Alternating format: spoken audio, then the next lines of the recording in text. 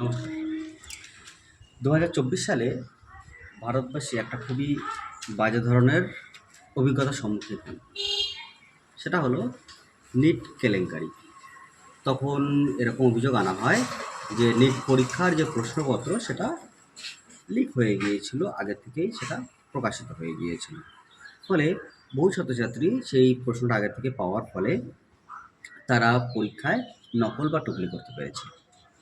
সেটা নিয়ে অনেক সমস্যা হলো, সুপ্রিম কোর্ট পর্যন্ত কেসটা গেল এবং তখন সুপ্রিম কোর্ট থেকে কিছু বিশেষ ব্যক্তিবর্গকে নিয়োগ করা হলো যাতে এনটিএ অর্থাৎ ন্যাশনাল টেস্টিং এজেন্সি তারা যখন এই কাজগুলো করবে পরবর্তীতে এরকম কোনো সমস্যা দেখা না দেয়।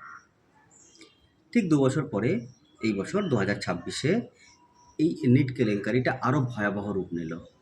বহু রাজ্যে এরকম আসলে যে অনেকগুলো প্রশ্নের তাদের সংখ্যা সামনে বাইরে বেরিয়ে এসছে এবং তার উত্তরও প্রকাশিত হয়ে গেছিল। এ নিয়ে ছাত্র আন্দোলন থেকে শুরু করে বিভিন্ন রাজনৈতিক মহল থেকে বিভিন্ন রকম মতবাদ ওঠে।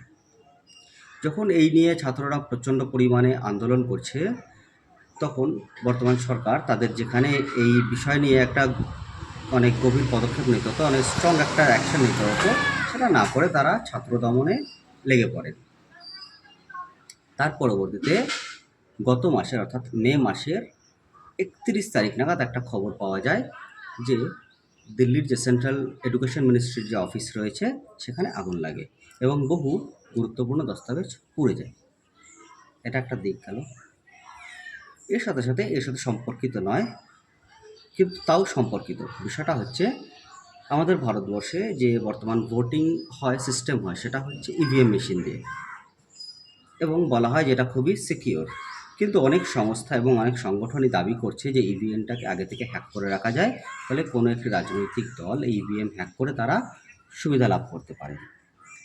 পশ্চিমবঙ্গে 2026 বিধানসভা নির্বাচনে বিজেপির বিশাল জয়ের পরে যে আগের ক্ষমতায় থাকাসীন যে রাজনৈতিক দল তৃণমূল, তারা দাবি করে আসছিল যে বিজেপি ইভিএম হ্যাক করে বা ইভিএমটাকে ওখানে কোনো জালিয়াতি করে তারা জয়লাভ করেছে।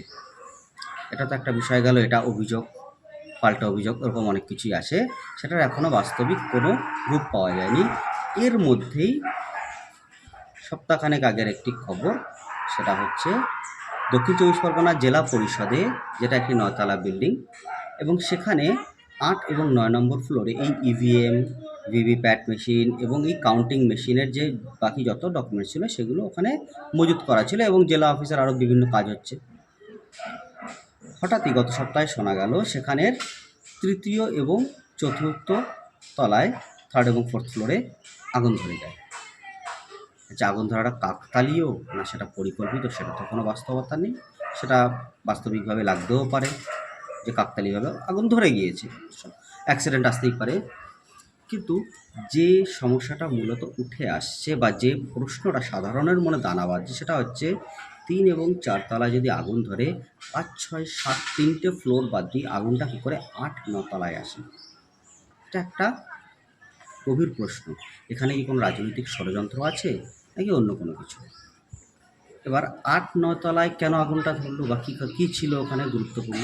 এটা বলা হলো যে ওখানে যাবতীয় ইভিএম ছিল এবং দক্ষিণ চব্বিশ পরগনার 10টা বিধানসভা ক্ষেত্রের অনেক গুরুত্বপূর্ণ নথি সেখানে ছিল, ভোটের সাথে যেগুলো সম্পর্কিত। তাই স্বাভাবিকভাবেই প্রশ্নটা আসে, বর্তমান শাসক দলকে কোনোভাবে এই তথ্য গোপন করতে চাইছে যে তারা এরকম কোনো কাজ করেনি, নাকি বাস্তবেই আগুনটা লাগাটা একটা কাকতালীয় ব্যাপার ছিল যেখানে কোনো রকম ফল্ট ছিল। এখনও পর্যন্ত বাস্তবিকভাবে বা একদম ক্লিয়ার কোনো তথ্য পাওয়া যায়নি। 1 সপ্তাহ প্রায় হতে গেল সরকারের কাছ থেকে বা কোনো রকম তদন্তকারী সংস্থা এখনও সেই আগুন লাগার বাস্তবিক কারণটা দেখাতে পারল না। আর তার থেকেও বড় কথা, আগুন 4 তলা থেকে 8 তলায় কী করে গেল মাঝখানে 5, 6, 7 3টে ফ্লোর গ্যাপ রেখে? এটা আরও অনেক বেশি।